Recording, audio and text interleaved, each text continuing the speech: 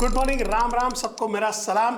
आज हम बात करने वाले हैं बिजनेस के फंडामेंटल के बारे में। 10 ऐसे फाउंडेशंस के बारे में बताऊंगा जिसको आपने बिजनेस में पहले दिन से अप्लाई कर लिया है तो आपका बिजनेस रॉक सॉलिड हो जाएगा, कोई हिला नहीं पाएगा। अंगद की पैर की तरह आप जमा के रख सकते हो, कंपटीटर आपके सामने पानी भरेगा। तो तैयार हो जाइए, माहौल अभी गर्म होने वाला है।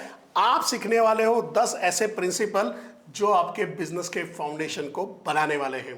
Principle number 1, build a strong fundamental foundation. Means आपकी प्रोसेस, आपकी एसओपी, आपके कोर वैल्यूज, आपके विजन, आपके मिशन आपको डे 1 से डिफाइन कर लेना है। और अभी तक नहीं किया तो अभी करना शुरू कर दीजिए।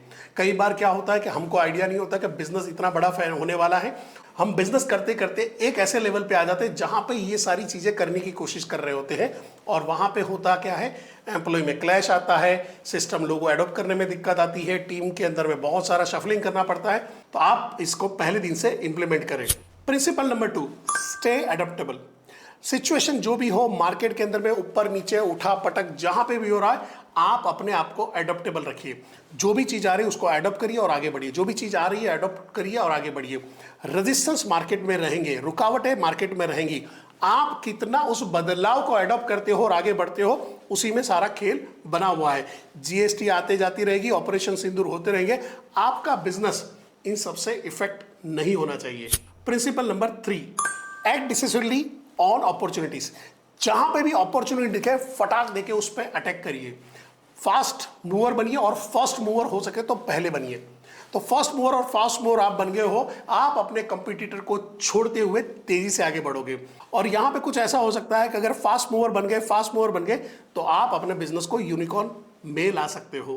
प्रिंसिपल नंबर 4, जहां पे है आपको अपने कंपटीटर पे नजर रखनी है। वो क्या कर रहे हैं, कैसे कर रहे हैं, क्या प्राइसिंग ला रहे हैं, क्या स्ट्रेटेजी इस्तेमाल कर रहे हैं, कैसे नेटवर्किंग कर रहे हैं, कैसे एम्प्लॉय हायर कर रहे हैं, किस तरह से मार्केट में अप्रोच कर रहे हैं, किस तरह से वो कस्टमर को अक्वायर कर रहे हैं, उनके कस्टमर का बाइंग बिहेवियर क्या है जिसको आप क्रैक कर सकते हो। अगर ये सारा डेटा आपके हाथ में आता है, आप समझ लो आप कंपटीटर को एक ही रात में खत्म कर सकते हो और पूरा का पूरा मार्केट आप अक्वायर कर सकते हो।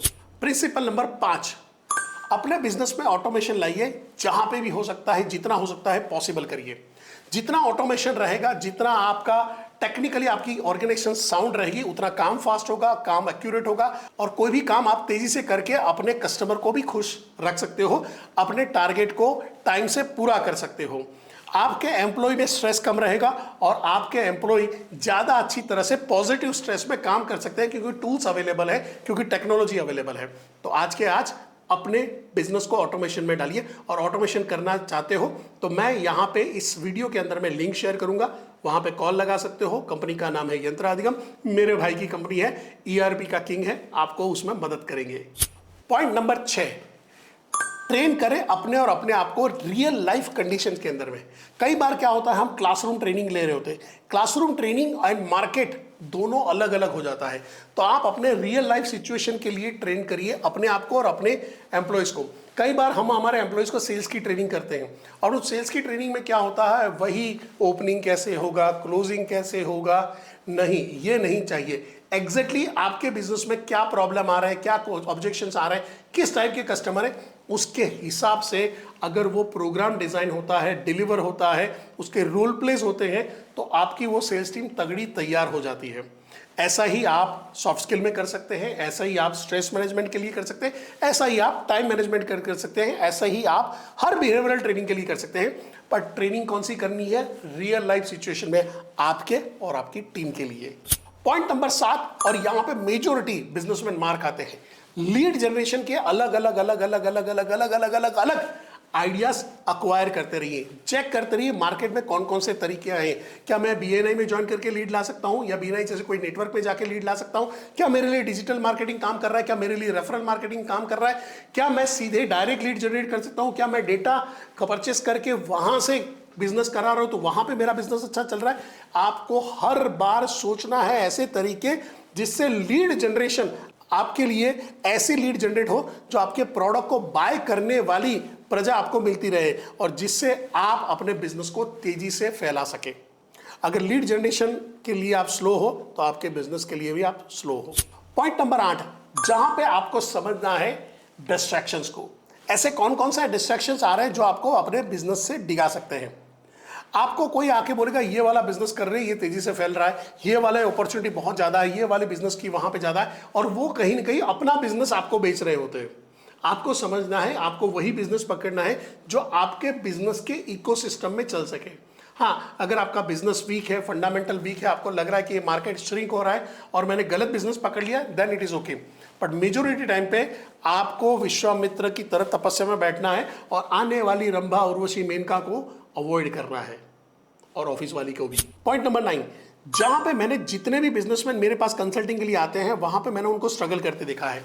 ये आता है एम्प्लॉय वेलबींग। जितना हो सके उतना आप अपने बजट में अपने एम्प्लॉय के लिए बेहतरीन वर्किंग एटमॉस्फेयर प्रोवाइड करें। एम्प्लॉय को एंगेजमेंट एक्टिविटी में डाल के रखें। एम्प्लॉय को आपकी कंपनी में आना क्यों पसंद हो उसके बारे में सोचिए।